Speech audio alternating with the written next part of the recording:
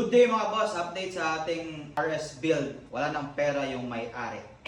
Ito pala, nandito muna sa loob ng bahay. Nilinisan ko mga bossing tapos pinasok ko sa bahay. Update pala, wala nang head cowl. Binenta ko yung head cowl kasi fake yun. Bibili tayo ng Orig soon. Tapos yung T-post, papalagay ko soon.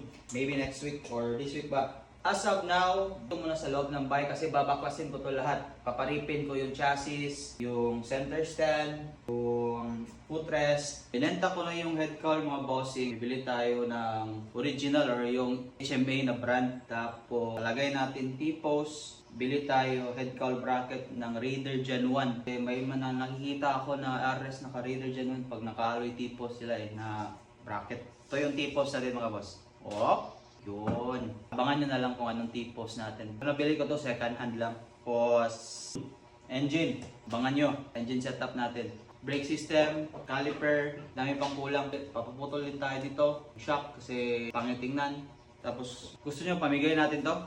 K-Tech na handlebar. 15 degrees. Low rise niya 15 degrees. Hindi siya gaano yung mababa. Pang drag race to, pang drag bike to eh. Comment nyo, share yung video na to. Tapos pamimigay natin to. Ako nang balo sa shipping kung kahit saan kayo sa Pilipinas mga bossing. Follow, share, comment. Thank you!